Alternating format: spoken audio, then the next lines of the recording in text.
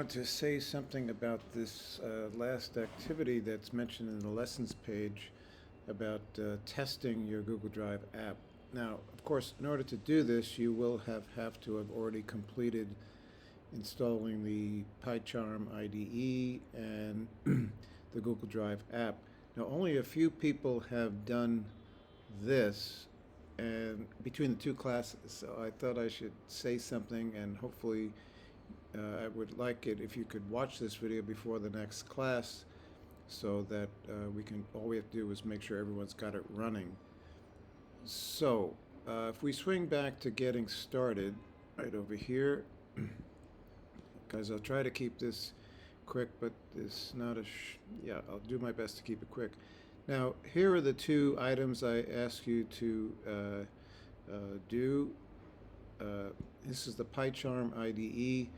IDE just stands for Integrated Development Environment. Now, you should be installing the Community Edition. That's the open source free version. And now, to install the IDE, I'm recommending you first install the JetBrains Toolbox app, and I'll show you that in a minute.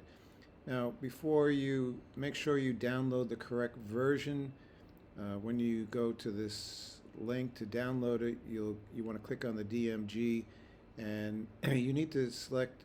It depends on whether you've got the Intel version of Mac OS or the Silicon version. It's not the version of the OS; it's the version of the hardware. Now, how do you know which one of these you have?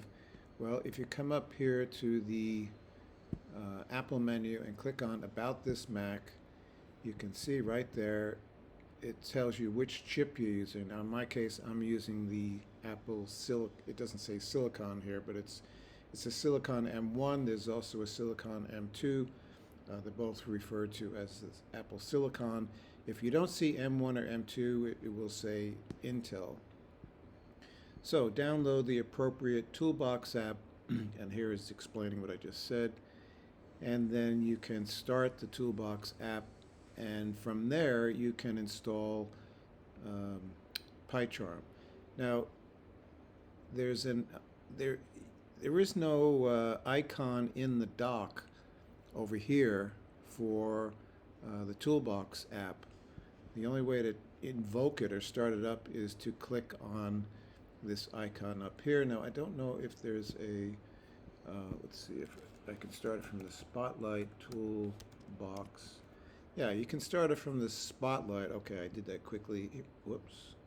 Here's what I just did. Where am I? Let's get rid of that. So I came over here to the Spotlight and just typed in Toolbox, and there you can see I've got it installed. You can invoke it that way, or you can get it from the menu bar. Now, if you notice up here, I can't see, well, this is an unfortunate feature in Mac OS. Sometimes a given application, in this case Chrome, has so many menus that it will overwrite or overlay some of these icons that are installed for other apps that are running in the background. Now, over here in my dock, I have a link to Text Edit, which is a very simple text editor. I recommend everybody use it. And here it is. It's just empty, and I use it for lots of things. But when I click on that, you can see the list of menus is much shorter, and it uncovers the rest of these icons up here. Now, this is the one for the JetBrains Toolbox, and if I click on that, here you can see it, and from here you can install the PyCharm CE Community Edition, which is what you should do. That's a straightforward installation. Just go ahead and do it. Once it's installed, I have a favorite over here for PyCharm. You just click on it, and it's very straightforward. Now, in this case, I have one of the labs. We'll talk more about how to set up folders and stuff over here, but I've just migrated the labs from Snakeify into here just to play around with it. So this is the second lab from topic 1, and it's just right here. But the nice thing about this is you can edit, you can write code on your own computer. You got a much better editing environment here. And then down here in the terminal, if I click on this button down here, it opens up a terminal window. Now this is no different. Well, it's a terminal emulator, but it's emulating. Now I'm over here on the left clicking on the terminal, and here is the terminal window. Now I'm just going to type in the command clear down there at the bottom, and it's going to clear the screen.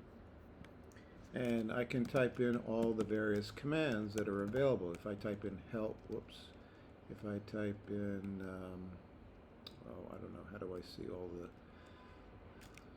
the, there should be a way to display all the commands that are available.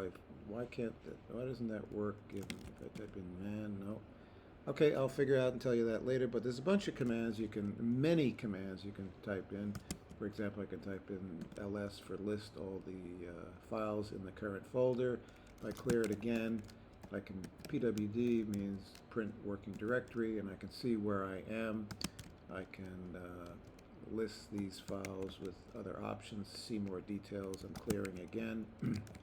And you can run the Python interpreter from here as we've seen in class. So I'll just type in the command 4 plus 5, and then I get an answer. If I want to quit the interpreter, I just run the quit function and I'm out of it. So I can do the same stuff over here. Here I have, I'm in this topic 2 folder. If I do the ls command, I can see these are all the files that you see over here. And then some. There are some additional ones, it looks like.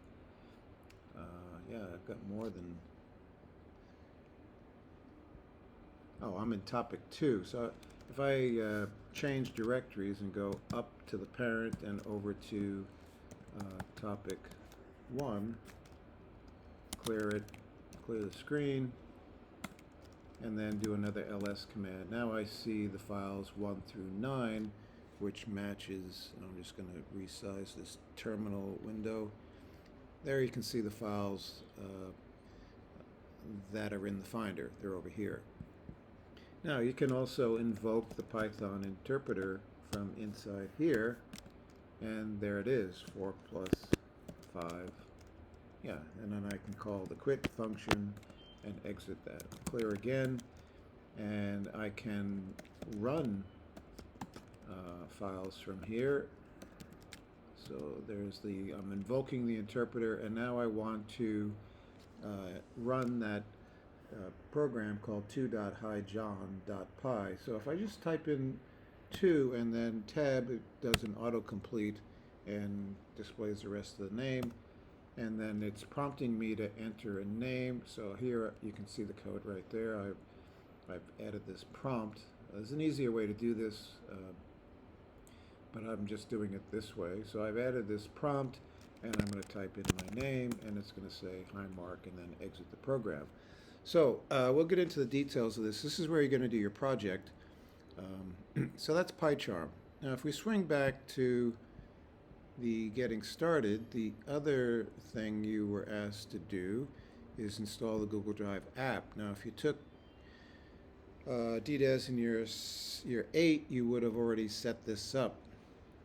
So this is a little more complicated, not complicated, lengthy procedure for setting up this. Now, I think these instructions are fairly straightforward.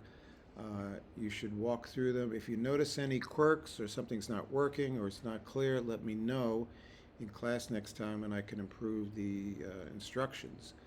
So once this is installed, you should see the icon, that's the icon in the system menu that indicates that your Google Drive app is running. Now, if we look up here, you can see it over here. And if I click on it, it just shows some recent file syncing activity that has occurred, and it indicates here everything is up to date. If you don't see this icon running or up here, then your Google Drive app is not running. Now, what is that doing for us? Well, over here in my Finder, I created these favorites. So once you've got that Google Drive app set up, you'll be able to see your entire Google Drive. Now, it's not copying the contents of your Google Drive to your Finder. That would be take up quite a bit of space. It's just copying the names of files. It's not until you click on a file that the contents of that file comes down to your Finder. So in the case of, let's see, I have the next class is, tomorrow is 13. So here I can see all the files, and there I can see I'm in Ambrose's shared folder as it's been synced down to my Finder, and I can see his source file, and I can see the hello Py file. So Ambrose is one of the students that has done the exercise, and his file is syncing down to my Finder. So what else can I say about this? Yeah, so these are the two things I would like you to do. Please do your best to get this working. Now, if we get these two things installed, now if we go back to that assignment here, the idea to test to see if you're working, to see if it's all working on your side, you can save this file. So if you just click on this file, it will open up. It's just a simple hello world program. Now you can save this into your, you should save this into the source code folder in your Finder. And if everything is working, then this file should sync from your Finder up to your Google Drive. And by that I mean up to here. So here's Ambrose. Now I'm in the browser, I'm not in the Finder, and then here's his source code, and there's that hello Py file again. So if you save this file into your Finder, Google Drive app, which is right over here, will sync it up to your shared folder source code. And because you've shared this folder with me, I will then be able to see the contents of everything that's in here. And because I'm running the Google Drive app on my side, it's pulling down everything that's in this folder into my Finder. Therefore, I can see, I'm back in my Finder now, and I can see Ambrose's shared folder, and there's the source code, and there's the hello Py. So back to the little assignment. So you save this file into the source code folder in your, well, it says in your shared folder. It should be, save it into, in your Finder is where it should go.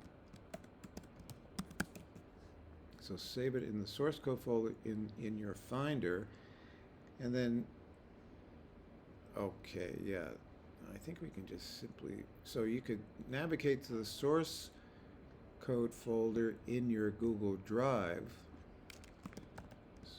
Google Drive,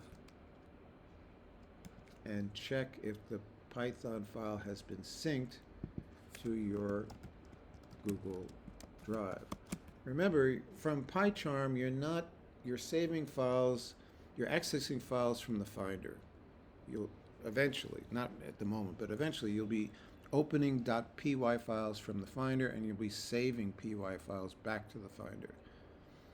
And this Google Drive app will, in addition to syncing over to my Finder, it also creates backups for you automatically. So all your local py files will be backed up into the source code folder on your Google Drive. Now if you see the py file, the .py file in your shared folder in your Google Drive,